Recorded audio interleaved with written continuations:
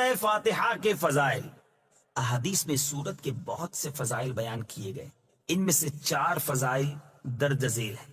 Number 1، بخاری شریف کی حدیث ہے، حضرت ابو سعید بن معلا رضی اللہ تعالی عنہ فرماتے ہیں، میں نماز پڑھ رہا تھا تو مجھے نبی کریم صلی اللہ تعالی علیہ وسلم نے بلایا، لیکن میں نے جواب نہ دیا۔ جب نماز سے فارغ ہو کر بارگاہ رسالت صلی اللہ تعالی علیہ وسلم میں حاضر ہوا، میں نے عرض کی، یا رسول اللہ صلی اللہ تعالی علیہ وسلم، میں نماز پڑھ رہا تھا۔ تاجدار رسالت صلی اللہ تعالی علیہ وسلم نے ارشاد فرمایا، کیا اللہ تعالیٰ نے یہ نہیں فرمایا، استجیبوا للہ وللرسول اذا دعاکم، اللہ اور اس کے رسول کی بارگاہ میں حاضر ہو جاؤ جب وہ تمہیں بلائیں۔ پھر ارشاد فرمایا، کیا میں تمہیں تمہارے مسجد سے نکلنے سے پہلے قرآن کریم کی سب سے عظیم سورت نہ سکھاؤں؟ پھر آپ علیہ الصلوۃ والسلام نے میرا ہاتھ پکڑ لیا۔ جب ہم نے نکلنے کا ارادہ کیا تو میں نے عرض کی، یا رسول اللہ صلی اللہ تعالی علیہ وسلم، آپ نے فرمایا تھا کہ میں ضرور تمہیں قرآن مجید کی سب سے عظمت والی سورت سکھاؤں گا۔ ارشاد فرمایا، وہ سورت الحمدللہ رب العالمین ہے، یہی 7 مثانی اور قرآن عظیم ہے جو مجھے عطا فرمائی گئی۔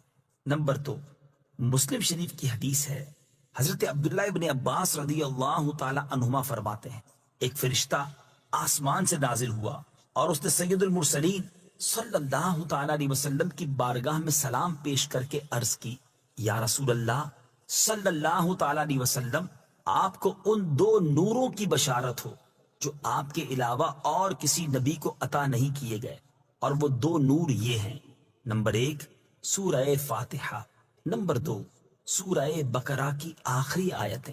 نمبر 3، حضرت ابی بن کعب رضی اللہ تعالی عنہ سے روایت ہے، حضور پر نور صلی اللہ تعالی علیہ وسلم نے ارشاد فرمایا، اللہ تعالیٰ نے تورات اور انجیل میں ام القرآن کی مثل کوئی سورت نازل نہیں فرمائی۔ نمبر 4، حضرت عبد الملک بن عمیر رضی اللہ تعالی عنہ سے روایت ہے، نبی کریم صلی اللہ تعالی علیہ وسلم نے ارشاد فرمایا، سورہ فاتحہ ہر مرض کے لیے شفا ہے۔ قرآن جس سورت سے شروع ہوتا ہے، سبحان اللہ، آج بات کریں گے سورہ فاتحہ، ویری فرسٹ سورہ آف قرآن۔ اس کا مقام نزول کیا ہے؟ اکثر علماء کے نزدیک سورہ فاتحہ مکہ مکرمہ میں نازل ہوئی۔ امام مجاہد رحمت اللہ تعالی فرماتے ہیں کہ سورہ فاتحہ مدینہ منورہ میں نازل ہوئی، اور ایک قول یہ بھی ہے کہ سورہ فاتحہ 2 مرتبہ نازل ہوئی، ایک مرتبہ مکہ پاک میں، دوسری مرتبہ مدینہ منورہ میں۔ اچھا، اس میں آیات، کلمات اور حروف کی تعداد کیا ہے؟ اس صورت میں 1 رکوع ہے، 7 آیتیں ہیں، 27 کلمے ہیں اور 140 حروف ہیں، 140 حروف ہیں۔ سورہ فاتحہ کے اسماء بہت سارے اس کے نام ہیں، اور اس کی وجہ کیا ہے؟ سورہ فاتحہ سے قرآن پاک کی تلاوت کی جاتی ہے، شروع کی جاتی ہے، اسی صورت سے قرآن پاک لکھنے کی ابتدا کی جاتی ہے، اس لیے اسے فاتحۃ الکتاب یعنی کتاب کی ابتدا کرنے والی بھی کہتے ہیں، اوپننگ بک ہو گئی۔ اچھا، اس سورت کی ابتدا الحمدللہ سے ہوئی، اسی مناسبت سے اسے سورہ حمد یعنی وہ سورت جس میں اللہ تعالیٰ کی حمد بیان کی گئی یہ بھی کہتے ہیں۔ سورہ فاتحہ قرآن پاک کی اصل ہے، اس بنا پر اسے ام القرآن اور ام الکتاب بھی کہتے ہیں۔ کیا بات ہے! اور آگے چلتے ہیں، یہ سورت نماز کی ہر رکعت میں پڑھی جاتی ہے، اور یہ سورت 2 مرتبہ نازل ہوئی ہے، اس وجہ سے اسے السبع المثانی یعنی بار بار پڑھی جانے والی یا 1 سے زائد مرتبہ نازل ہونے والی 7 آیتیں کہا جاتا ہے۔ اچھا، دین کے بنیادی امور کا جامع ہونے کی وجہ سے سورہ فاتحہ کو سورہ کنز، سورہ وافیہ، سورۃ الکافیہ بھی کہتے ہیں۔ اچھا، شفا کا باعث ہونے کی وجہ سے اس سورت کو سورۃ الشفا اور سورۃ الشافیہ بھی کہتے ہیں۔ اچھا، دعا پر مشتمل ہونے کی وجہ سے سورۃ الدعاء، سورۃ السؤال، سورۃ المناجات بھی سے کتنے نام ہیں سورت کے، اور اتنی مختصر سورت ہے۔ اور ناظرین، ابھی آپ نے اس کے فضائل سننے، یقین کریں آپ فضائل پڑھیں گے نا یا سنیں گے تو آپ کا جی چاہے گا جب مجھے موقع ملے میں نے سورہ فاتحہ پڑھ لی۔ اچھا، عرب لوگوں میں نے یہ دیکھا، آپ کو بھی ہوا ہوگا اتفاق کہ وہ بات بات پر مل کے کہتے ہیں فاتحہ پڑھ، تو فاتحہ دعا میں بار بار پڑھنا اور کسی نیت کے ساتھ پڑھنا، سبحان اللہ، یہ بڑا اچھا معمول ہے۔ اب جب میں 1-2 حدیثیں بھی سنا دیتا ہوں تاکہ مزید سورہ فاتحہ کے فضائل، بلیسنگز پتہ چل جائیں۔ پہلی حدیث ہے بخاری شریف کی، حضرت ابو سعید بن معلا رضی اللہ عنہ فرماتے ہیں، میں نماز پڑھ رہا تھا تو مجھے نبی پاک علیہ السلام نے بلایا لیکن میں نے جواب نہ دیا. جب نماز سے فارغ ہو کر پیارے آقا علیہ السلام کی خدمت میں حاضر ہوا تو میں عرض کی یا رسول اللہ صلی اللہ علیہ وسلم میں نماز پڑھ رہا ہوں. پیارے آقا علیہ السلام نے فرمایا کیا اللہ تعالیٰ نے یہ نہیں فرمایا استجیبوا للہ وللرسول اذا دعاکم، اللہ اور اس کے رسول کی بارگاہ میں حاضر ہو جاؤ جب وہ تمہیں بلائیں. پھر ارشاد فرمایا کیا میں تمہیں تمہارے مسجد سے نکلنے سے پہلے قرآن کریم کی سب سے عظیم سورت نہ سکھا دوں؟ سب سے عظیم سورت. پھر آپ علیہ السلام نے میرا ہاتھ پکڑ لیا. جب ہم نے نکلنے کا ارادہ کیا تو میں نے عرض کی حضور آپ نے کچھ فرمایا تھا تو کہ میں ضرور تمہیں قرآن مجید کی سب سے عظمت والی سورت سکھاؤں گا. تو نبی پاک نے فرمایا وہ سورت الحمدللہ رب العالمین ہے. یہی سبع مثانی اور قرآن عظیم ہے جو مجھے عطا فرمائی. قرآن کی عظیم ترین سورت میرے آقا علیہ السلام نے فرمایا. بہرحال اس کے بہت سارے فضائل ہیں. جو لوگ بیمار ہیں پریشان ہیں ذرا غور سے سنیے. نبی پاک فرماتے ہیں کہ سورہ فاتحہ ہر مرض کے لیے شفا. اب سورہ فاتحہ پڑھ کے کسی مریض پہ دم کر دیں، اپنے اوپر دم کر دیں، مریض خود پڑھ لے، پانی پہ دم کر کے پی لیں تو انشاءاللہ امراض سے اس میں شفا ہے. ٹاپکس بہت سارے ہیں اس کے، ایک دو عرض کر دیتا ہوں. اس سورت میں اللہ تعالیٰ کی حمد و ثنا کا بیان ہے. اللہ تعالیٰ کے رب ہونے، اس کے رحمان الرحیم ہونے، نیز مخلوق کے مرنے کے بعد دوبارہ زندہ کیے جانے اور قیامت کے دن ان کے اعمال کی جزا ملنے کا ذکر ہے. صرف اللہ تعالیٰ کے عبادت کے مستحق ہونے اور اسی کے حقیقی مددگار ہونے کا تذکرہ. تو ماشاءاللہ سورہ فاتحہ کی کیا بات ہے. میں بھی نیت کروں اور آپ بھی نیت کریں کہ جب جب موقع ملے گا، میرا خیال ہے 2 منٹ لگتے ہیں بالکل فاتحہ پڑھنے میں، آسانی سے پڑھ سکتے ہیں. یاد بھی ہوتی ہے، بچے کو یاد ہوتی ہے تو کیوں نہ اس کا ورد کرتے رہے. اِنَّ لِلَّهِ مَلَائِكَةً سَيَّاحِينَ فِي الْأَرْضِ يُبَلِّغُنِي عَنْ أُمَّةِ السَّلَامِ. آقا فرماتے ہیں زمین پر کچھ فرشتے گھومتے پھرتے ہیں جو میری امت کا سلام مجھ تک پہنچاتے ہیں. یعنی ان فرشتوں کی ڈیوٹی یہ ہے کہ وہ امتی کا سلام بارگاہ رسالت میں پہنچاتے ہیں. اچھا یہ تو عام دنوں کی بات ہے. جمعے کے بارے میں روایت ملتی ہے کہ جس کا مضمون ہے کہ اور دنوں کا درود فرشتے مجھ تک پہنچاتے ہیں اور جمعے کے دن جو درود پڑھا جاتا ہے بنفس نفیس میں خود سماعت کرتا ہوں. یعنی آقا علیہ السلام ڈائریکٹلی ہمارا درود سماعت کرتے ہیں. ایک اور حدیث پاک کا مضمون ہے کہ جو کوئی شخص جمعہ کے دن 200 بار درود پاک پڑھ لے اس کے 200 برس کے گناہ معاف کر دیے جاتے ہیں. اللہ پاک ہمیں کثرت سے درود پاک پڑھنے کی توفیق عطا فرمائے. آئیے قرآن مجید ایک ایسی کتاب ہے جو ہمارے لیے راہ نجات بھی ہے، راہ ہدایت بھی ہے، گائیڈ لائن بھی ہے. اور وہ باتیں جو ہم اپنی عقل سے، اپنے یوں سمجھیے کہ جو اسباب ہیں اس سے جہاں تک رسائی نہیں ہوتی، قرآن اس سے آگے کی رہنمائی عطا فرماتا ہے.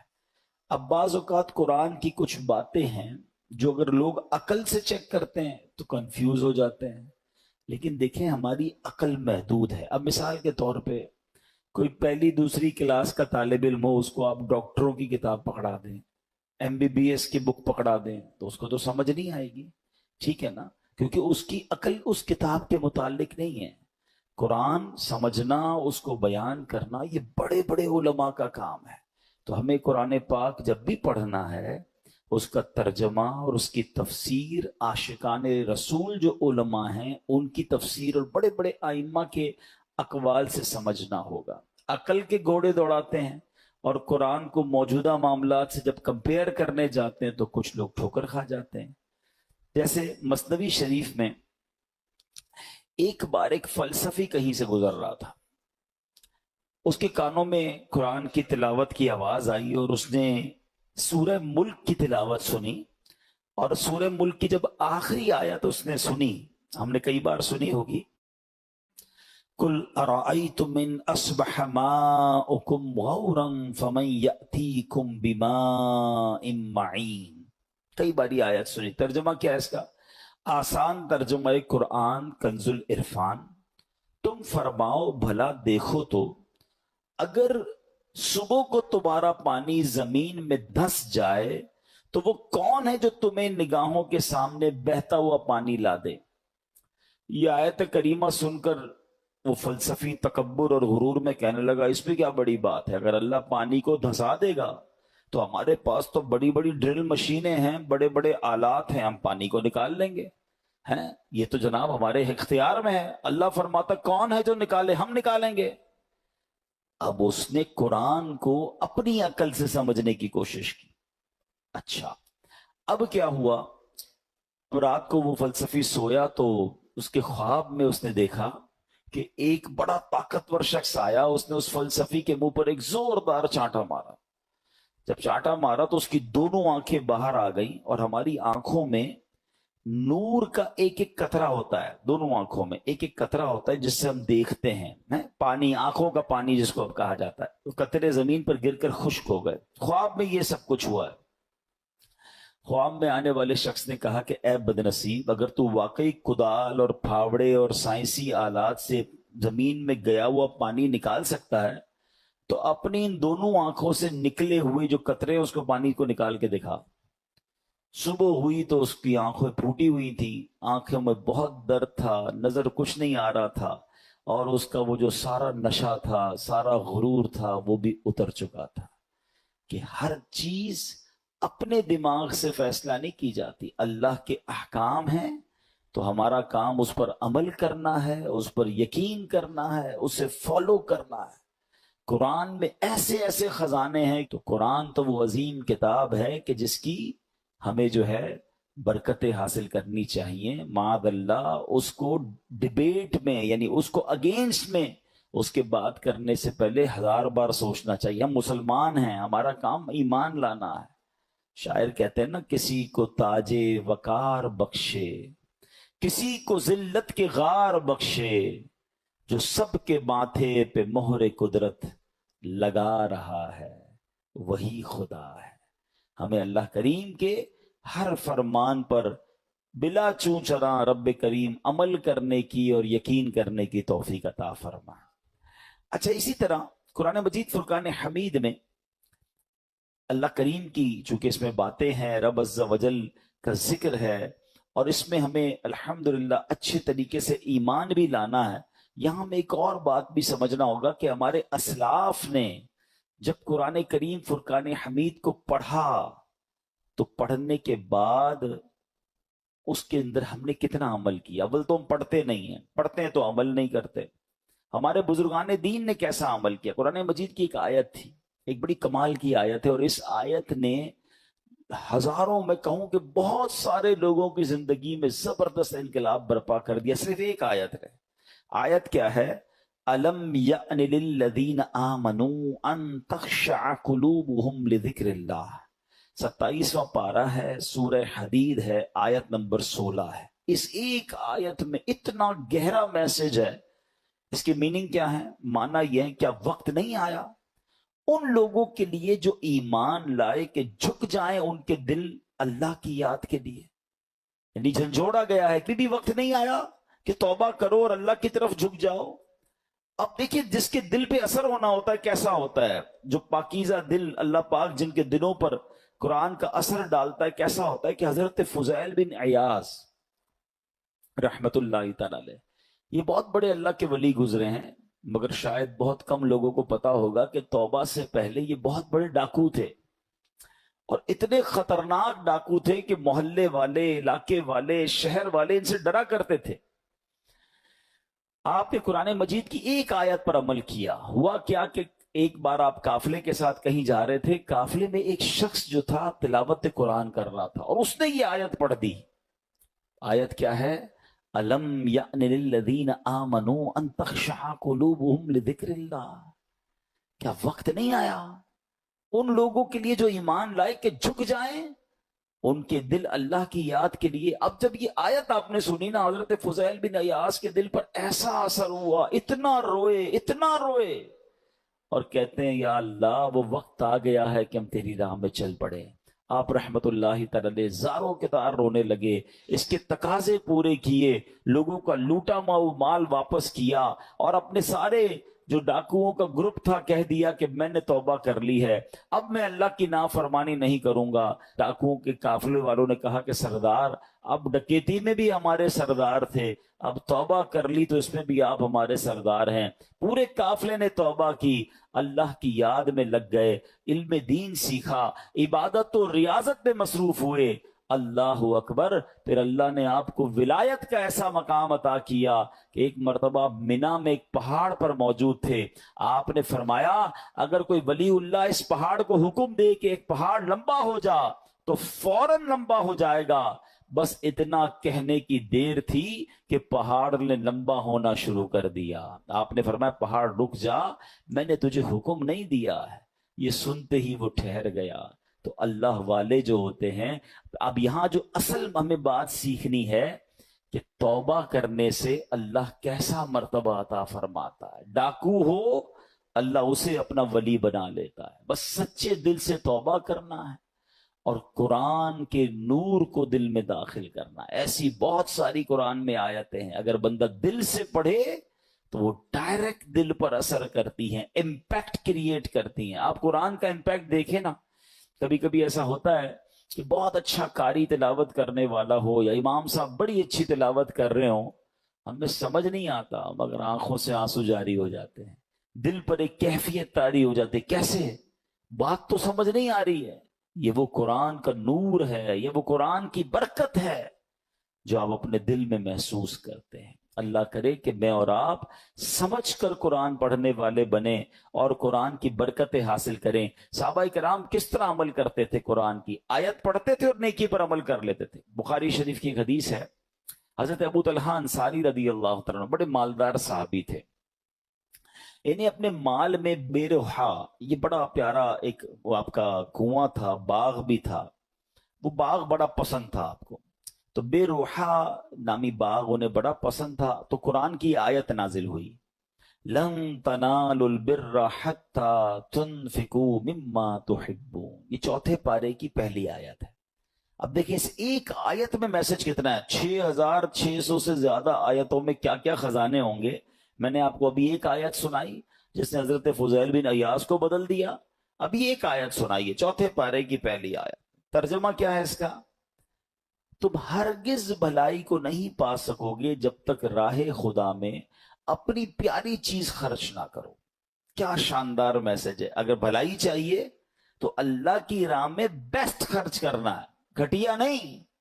اچھا انہوں نے پڑھی یہ آیت، ابھی نازل ہوئی، ابھی پڑھی، فوراً نبی پاک کی بارگاہ میں حاضر ہوئے، کہتے حضور بے روحا جو ہے نا باغ مجھے بڑا پسند ہے، اللہ نے فرمایا ہے بھلائی جب ملے گی جب بہترین چیز خرچ کرو گے، حضور میں اپنا یہ پورا باغ ہی راہ خدا میں خرچ کرتا ہوں، صدقہ کرتا ہوں۔ ادھر آیت پڑھی، ادھر عمل شروع۔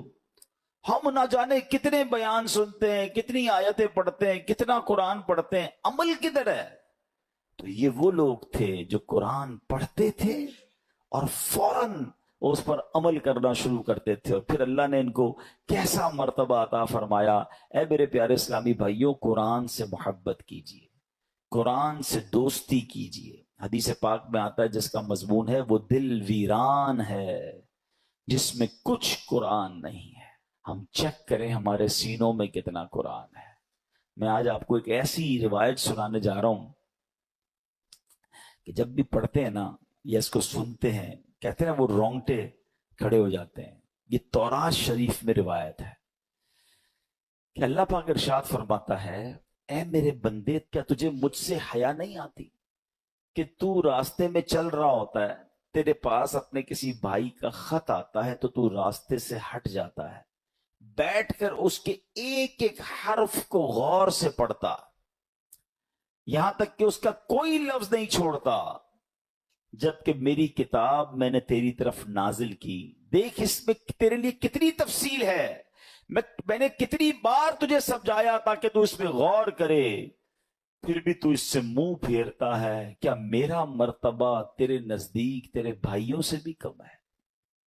اب آج کے دور میں ذرا سمجھیے گا، ہم کہیں جا بلکہ نماز پڑھ رہے ہو، ابھی مسجد میں ہمارے موبائل پر میسج آیا، میسج آنے کی ٹیون آئے، بیل بجے، واٹس ایپ آیا ہے، پتہ چل گیا ہے، اب دل میں خیال آنا شروع ہوگا پتہ نہیں کس کا ہوگا، کیا لکھا ہوگا، کیا پیغام ہوگا، جلدی سے موبائل نکالو، چیک کرو، مس نہ ہو جائے۔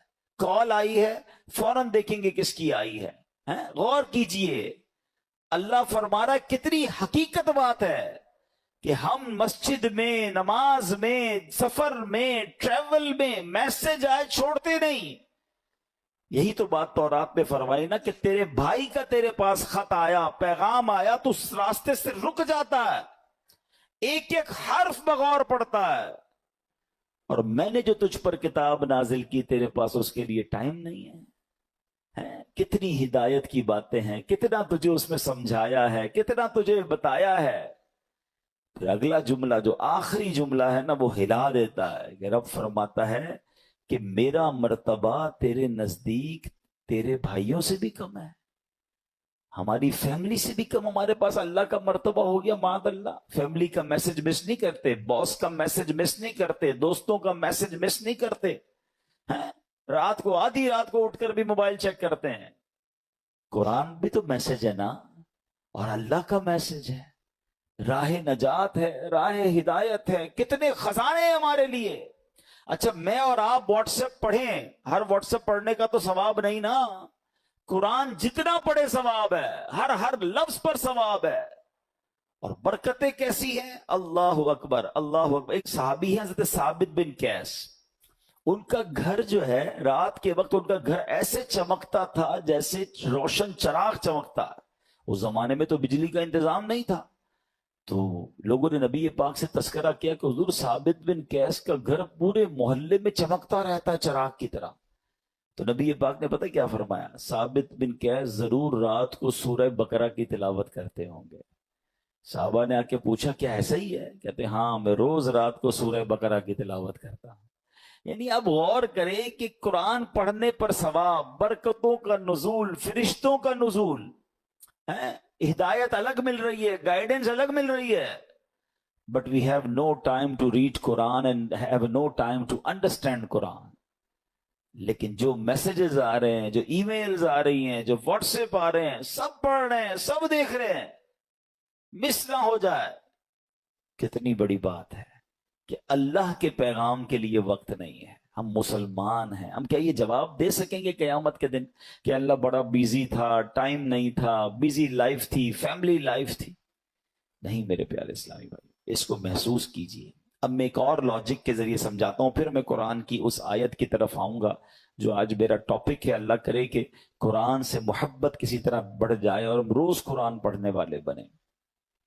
آپ میں سے بہت سارے مجھے ایسے چہرے نظر آ رہے ہیں کہ جو بزنس مین بھی ہیں، اپنے اپنے کاروبار میں باس کی حیثیت رکھتے ہیں، یا مینیجر ہیں، یا ایچ او ڈی ہیں۔ ہم کیا کرتے ہیں نارملی، رات کو سونے سے پہلے ہم اپنے مینیجر کو، اپنے امپلائی کو کچھ میسیجز کرتے ہیں کہ بیٹا صبح اٹھ کے یہ کام کر لینا، یہاں سے چیک اٹھا لینا، فلاں فائل وہاں دے دینا، بینک میں یہ پیسے ڈلوا دینا۔ 5 7 8 کام دے کے آپ فری ہو گئے۔ آپ کو پتا ہے اب جب میں اٹھ کر کھانا وانا کھا کے بریک فاسٹ کر کے آفس پہنچوں گا، یہ سارے کام ہو گئے ہوں گے، کیونکہ اس کی ڈیوٹی یہی ہے۔ اب ایک دن آپ صبح اٹھے اور آپ نے فون کیا کہ میں نے آپ کو کام دیے تھے وہ سارے ہو گئے۔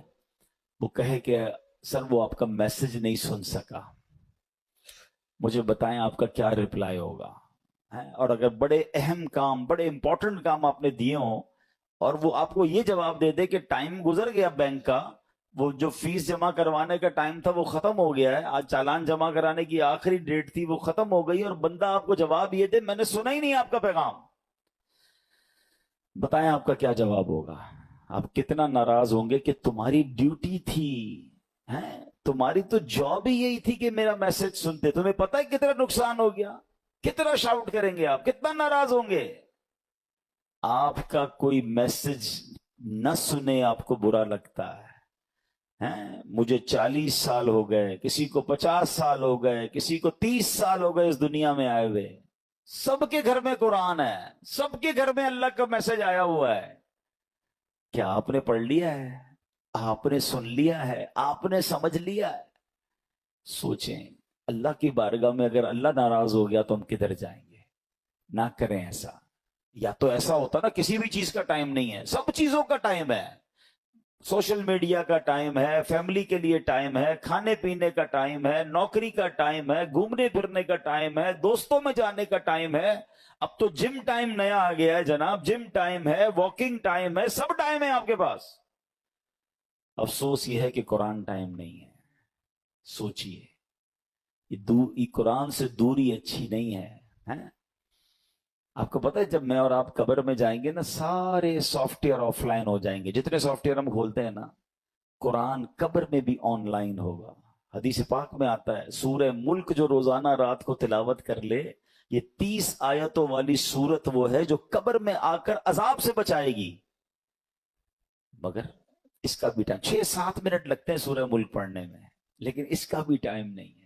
अच्छा, अगर मैं कुरान नहीं पढ़ रहा, अब आप इसका इंपैक्ट सोचिएगा, अगर हम कुरान से दूर हो गए तो हमारे बच्चों का क्या हाल होगा? आहिस्ता आहिस्ता ये नस्लें तो दूर होती चली जाएंगी ना। अगर मेरे बच्चे कुरान पढ़ने वाले नहीं होंगे तो एंड ऑफ द डे मुझे इसाले सवाब क्या करेंगे? क्या सोशल मीडिया खोलकर इसाले सवाब करेंगे, या कुरान पढ़कर मेरी कब्र पर आकर फातिहा पढ़ेंगे, इसाले सवाब करेंगे? सोचिए, अपने घर में ये माहौल बनाइए, मैं भी कुरान पढ़ूं, मेरी फैमिली भी कुरान पढ़े, उन्हें नजर आए कि घर में कुरान की तिलावत होती है, फिर कुरान अंडरस्टैंड करें। अब तो बड़ा आसान हो गया है? अब तो उर्दू जबान में तर्जमे मौजूद हैं, ट्रांसलेशंस हैं। माशाल्लाह दावत इस्लामी ने तो कुरान को इतना आसान कर दिया हमारे लिए कि तर्जमा कुरान और फिर तफसीर कुरान सिरातुल जिनान, ये इतनी कमाल की कुरान पाक की तफसीर है, डिटेल्ड तफसीर आसान उर्दू में। फिर उसकी एप्लीकेशन भी बना दी है, आप सर्च भी कर सकते हैं कोई टॉपिक, कोई आयत, कोई मौजू, और आपको उसके तहत कुरान पाक की तफसीर मिल जाएगी। अपने मोबाइल में डाउनलोड कर लें, फ्री ऑफ चार्ज है। इतना कुछ कर दिया। फिर तफसीर कुरान सिरातुल जिनान को ऑडियो रिकॉर्ड भी कर दिया कि अगर कोई बंदा चाहता है कि मैं जनाब सिर्फ सुनता जाऊं, मेरे पास टाइम नहीं है पढ़ने का, निगाहों का मसला हो जाता है, बाज लोगों को पढ़ने में तकलीफ होती है, तो अब रोज का आधा घंटा, 20 मिनट, 15 मिनट तफसीर कुरान सुन ले उसी एप्लीकेशन से, ऑडियो सुन लें, तो इंशाअल्लाह आप अंडरस्टैंड करेंगे। और ये वो पैगाम है जो हमें इंशाअल्लाह बहुत कुछ सिखाएंगे।